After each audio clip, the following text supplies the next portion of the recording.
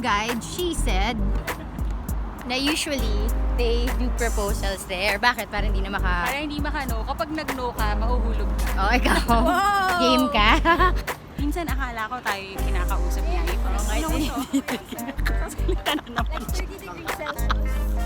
Sino kausap? Okay, we're so excited because we're going to a hawker center and eating legit Singaporean food. Hey guys! Hello from Singapore. It's another hot day, so dressed for the heat. Asan yung palabok? Asan yung palabok, guys? Actually, hinanap ko yung palabok and yung burger steak. Parang wala. Okay, it's time to eat again and again. So this is the sambal chicken with rice and soup and some yummy iced coffee. What are you having? Hainanese chicken rice. Roasted chicken chop. Classic. What about you guys? This is salted egg chicken rice. Tapos pinagawa kong fried rice with rice. Champion. Nababurn namin kasi lakad kami lakad yan, right? It's so efficient to travel here. I'm in Bugis right now, and I feel like I'm in Green Hills. So this is our view. It's a rooftop bar. And this is where Westlife is going to have their meet and greet party. Some of these guys are contest winners and they have a chance to hang out, have photos, and have a great time with Westlife tonight. Westlife! Louder!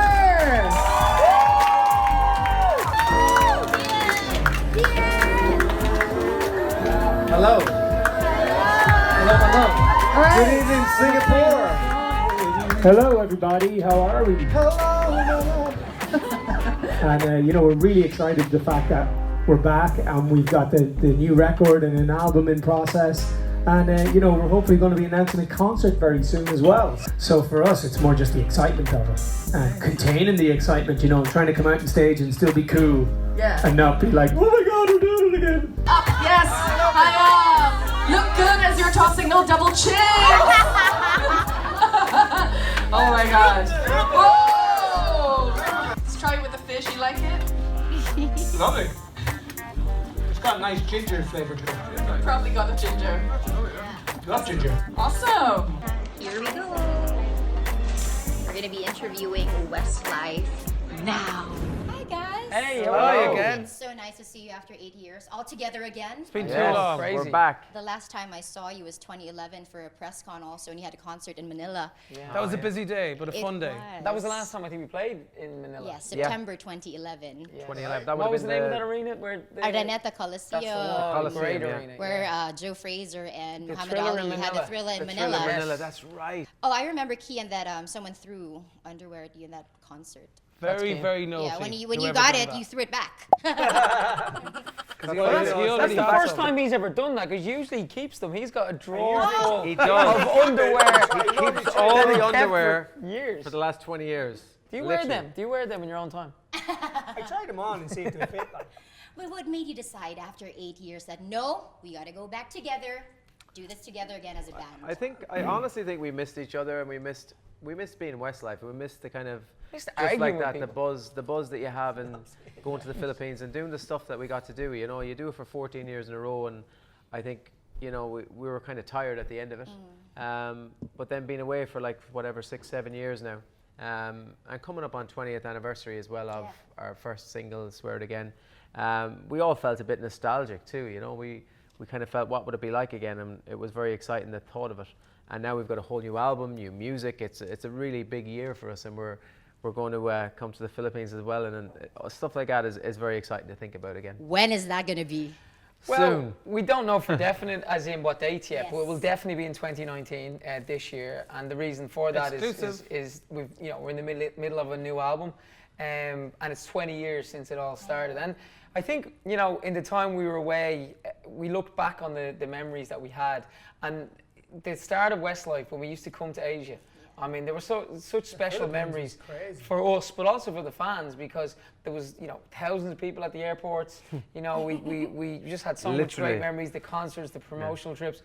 And I think now 20 years later, I think we all want a bit of that again. You know, we want to go, you know what, we're all a bit older, you know, we still have those songs, we're recording some new songs, and it just feels right and exciting to go and to do that. Let's say that Coliseum again, and or those places, and it just feels really exciting. I think when you're in a band for a long time, it can sometimes become, you know, like a job, whereas when you're away from it, you go, do you know what, it's time to go back into the studio with the lads, the boys, and have fun again. Yeah. You know, if I'm not mistaken, you went to Manila about 4 times. Or more. Or even more, because you were just there last year for Cebu, Davao, and Manila. Yeah. But as a band, I think we went there like 6, 7 times. I had my easily. 21st birthday in Manila. You did? Yeah. At the top of a hotel. I woke up the next morning handcuffed to a table in the function room of the hotel. And I don't know how I got there. He's crazy. He's so crazy. I mean, somebody else done it to me, so whoever done it was crazy. Yeah. I think our security guard was so worried. He was so worried that I was going to, because, you know, we had a few drinks and we were a little bit tipsy. And he thought I was going to like run outside the hotel and off up the street, so he handcuffed me to a table. Is this a true story? No, listen, never let the truth get in the way of the story. Let me finish the story though. So I woke up the next morning and I was still handcuffed, but I couldn't like get to the phone because I was handcuffed. I couldn't get to the door. I couldn't get anywhere. So I had to start screaming. Like Paul was the name of our security guard. I was like, Paul, where are you, Paul? And eventually, like after an hour, he came into the room and unlocked them because they couldn't find the keys, basically. So these were toy handcuffs, just so you know. Oh, where were you? They weren't toy handcuffs. They were pink, fluffy handcuffs. No.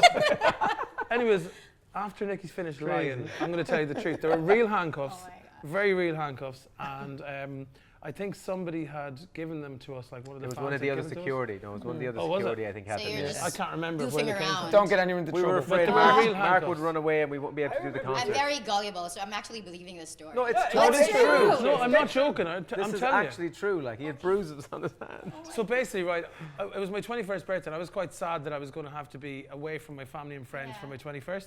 So everybody on our tour decided they're going to throw a big party for me. Surprise. And so they got all the musicians from our tour to come into the hotel, into like a function room, and create like a live jam session. Yeah. And everyone was doing karaoke and singing with the band. There was a big party. All the record company came. It was amazing. But as I say, I ended up. And everyone had to bring a gift, and one of those gifts were handcuffs. With all your hit songs, if there was one song you could dedicate to your Filipino fans, what song would that be? Let's go down the line. Shane, what would you pick? I think the Filipino fans would love the most. I think they would love probably My Love the most. Or Swear It Again. Which would you prefer? I loved Fool Again. Fool Again, actually. Fool Again, sorry. Fool Again. Change it to Fool Again. I'm going to go Fool Again for the Philippines. No, why don't you just name the first album? I'm going to go with My Love, because I said this the last time I was here. Manny Pacquiao, I'm a big fan, and I was boxing, and I did see a clip of him singing My Love many years ago. In the dugout. Can't find it anymore, but he was singing to his wife. Yeah, I believe it was his wife, and he was just won a fight. He was in the dressing room singing away. So he'll have to come down to the show, Nicky. Yeah. And we'll sing My Love. We'll all sing My Love. I think You Raise Me Up. You Raise Me Up. Yeah. That brings me to tears all the time. Yeah, it's so emotional. It's an emotional song. It I is. think it's a very meaningful song, and lots of people draw different emotions from that song. Mark, what would you pick? I picked Flying Without Wings. Oh, she doesn't agree. No. She's like, with you. I would have picked My Love and Fool Again, but they picked it, so I have to pick something. I picked 3 in fairness. I picked my nose. I know you've traveled the world, you've seen a lot of the fans, but what is it about your Filipino fans that, really struck you and is unforgettable about them? Do you know, I think when the first time we ever went to the Philippines was the first time we really experienced that kind of like, Beatlemania, shall we call it? Like, when you watch like all the old documentaries of the Beatles arriving at airports and you have all these like thousands of fans and they're all going absolutely crazy. I think the first time we really experienced that as a band was in the Philippines. And I think we'll never forget that. I think we'll never forget the Philippines for just being like probably the best fans in the world and just having the most. You just do the mic like that and they will sing. And do you know what? Filipino people in general are very good singers. They are. Really good singers. And even if we don't have you know what, Filipino singers. people as well, they genuinely have such a gentle nature and Absolutely, very friendly. I was just gonna say very that. similar to Irish people. There's a lot of Filipino people in Ireland. And only recently, Lovely actually, manners. My wife was in hospital, and some of the nurses were Filipino. Yes, they're so caring. They're very much like Irish people. So there is that kind of connection, Always even though we're happy. so far away. Filipino people are always happy as well. No matter what the situation, they always seem to smile a lot.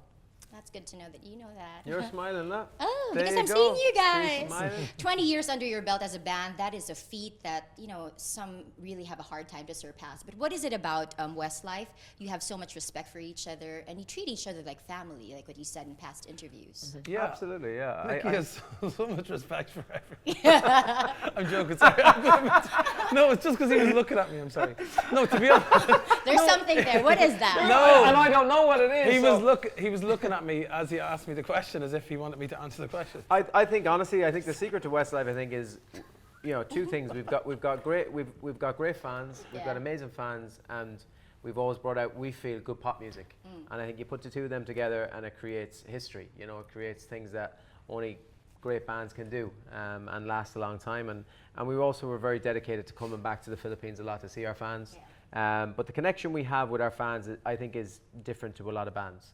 And I think that's why we're back. I remember the days when I would buy your CDs and play it on the Discman. Oh, there is a Discman, the the Discman. Discman, Do you wow. think that the technology... Now it's all Spotify and yeah, Apple exactly. Music. Is that an advantage for you guys that now your fans can just leave a message and you can call them back on Twitter, on social media? I think having social media is an amazing way of communicating with your fans. I mean, it gives everybody an opportunity to kind of directly, message us. And sometimes we see their messages, sometimes we don't. But, sometimes if you go on Twitter or Instagram or any of Facebook, social medias, you could be just scrolling down and you just randomly just pick a comment and you might comment back or you might like their comment or whatever.